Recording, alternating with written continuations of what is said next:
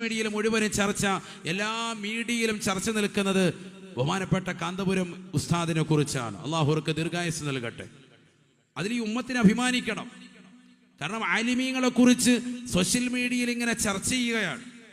എല്ലാ ആളുകളും, എല്ലാ പത്രക്കാരും, എല്ലാ രാഷ്ട്രീയ നേതാക്കളും, സാമുദായിക നേതാക്കളും അദ്ദേഹത്തെ പുകഴ്ത്തുകയാണ്. കാരണം നിമിഷപ്രിയ എന്ന് പറയുന്ന സഹോദര സമുദായത്തിൽപ്പെട്ട ഒരു സഹോദരിയുടെ വിഷയത്തിൽ ഇന്ത്യൻ ഗ്രാൻഡ് മുഫ്തി എന്ന നിലയ്ക്ക് അദ്ദേഹത്തിന്റെ നിലപാട് ആ വിഷയത്തിൽ കൃത്യമായി എഴുതി ചേർക്കുകയും എടുക്കേണ്ട തീരുമാനം കൃത്യമായി സമയബന്ധിതമായി എടുക്കുകയും യമനിലെ ബഹുമാനപ്പെട്ടതാകുന്ന ഉമർ ബിൻ ഹഫീൽ ബഹുമാനപ്പെട്ടതാകുന്ന തവ്വലല്ലാഹു ഉംറ ബഹുമാനപ്പെട്ടവരുടെ സൗദത്തിലേക്ക് ഫാക്സ് അയച്ച് വിവരമറിയിച്ച് തെര്യപ്പെടുത്തി യമനിലെ ഏറ്റവും പ്രഗത്ഭനായ പണ്ഡിതനായ ഉമർ ബിൻ ഹഫീൽ ബഹുമാനപ്പെട്ടവർ മുഖേന അവിടുത്തേതാകുന്ന ചീഫ് ജഡ്ജസിനെയൊക്കെ വിളിച്ചുകൊണ്ടൊരു വലിയതാകുന്ന ചർച്ച രൂപാന്തരപ്പെടുത്തിയതിൻ്റെ അടിസ്ഥാനത്തിൽ ആ നിമിഷപ്രിയ എന്ന സഹോദരിയുടേതാകുന്ന വധശിക്ഷയെ റദ്ദാക്കിക്കൊണ്ടുള്ളതാകുന്ന ഫാക്സാണ് തിരിച്ചു വന്നത്. എത്ര വലിയ ഇടപെടലാണ്! ഒരാളുടെ ജീവൻ നഷ്ടപ്പെടുത്താനുള്ളതാകുന്ന വിഷയം വന്നതാണ്. ഇല്ലെങ്കിൽ കാര്യം തീർപ്പായേനെ.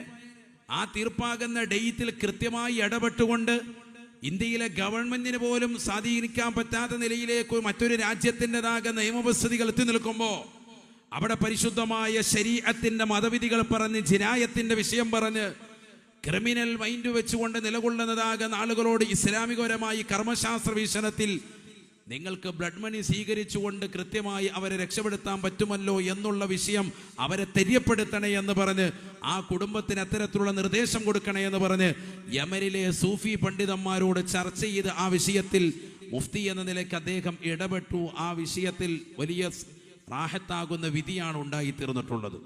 അതുകൊണ്ട് തന്നെ നമ്മുടെ മുഖ്യമന്ത്രി അടക്കം പ്രതിപക്ഷവും അതുപോലെ തന്നെ ഭരണപക്ഷവും അടക്കമുള്ള എല്ലാ മഹത്തുക്കളാകുന്ന ആളുകളും, രാഷ്ട്രീയ പ്രമുഖരും, സാമുദായിക നേതാക്കളും എല്ലാവരും ആ വിഷയത്തിൽ വളരെ നല്ല രീതിയിലുള്ള പ്രതികരണം സോഷ്യൽ മീഡിയയിൽ നടത്തിയുണ്ടായി. നമുക്കത് പറയാതിരിക്കാൻ പറ്റില്ല.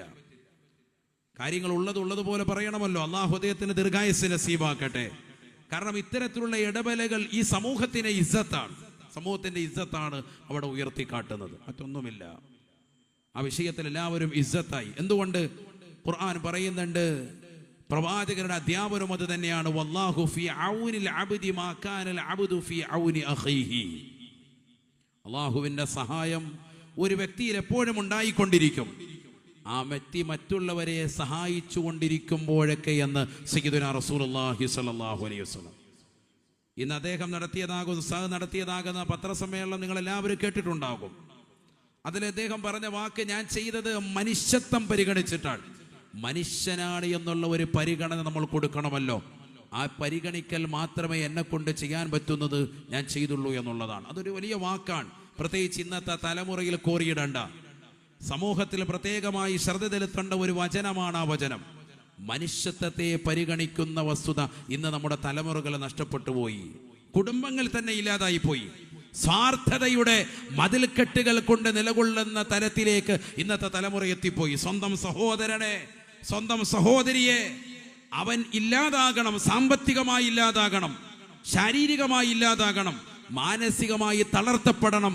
എനിക്കുള്ളതാകുന്ന സമ്പത്തിന്റെ അടിത്തറ മറ്റൊരുത്തന് ഉണ്ടാവരുത്, അവൻ നശിച്ച് കാണണമെന്നുള്ള ചിന്ത, സ്വാർത്ഥ ലോകത്തിന്റെ ചിന്തയിലേക്ക് ഇന്ന് ജനങ്ങൾ എത്തിപ്പെടുകയാണ്.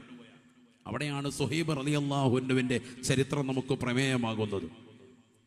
തൻ്റെ സമ്പത്ത് മുഴുവനും മറ്റുള്ളവർക്ക് സമർപ്പിച്ച് തൻ്റെ ദീനിനെ സംരക്ഷിക്കാൻ വേണ്ടി ബഹുമാനപ്പെട്ടവർ നിലകൊണ്ടു. സ്വഹാബത്ത് മുഴുവനും അങ്ങനെ തന്നെയാണ്. അവർ മുഴുവനും മറ്റുള്ളവർക്ക് വേണ്ടി പരിപൂർണമായി നിലകൊണ്ടു. അള്ളാഹു നമുക്ക് സമാധാനം നസീബാക്കുമാറാവട്ടെ. നമ്മുടെ ജീവിതത്തിൽ അത്തരത്തിലുള്ള പ്രവണത വരണം. പ്രവാചകൻ പറഞ്ഞു, ലാ യുഅ്മിനു അഹദുക്കും, നിങ്ങളിൽ ഒരാളും പരിപൂർണമായ സത്യവിശ്വാസിയാകില്ല.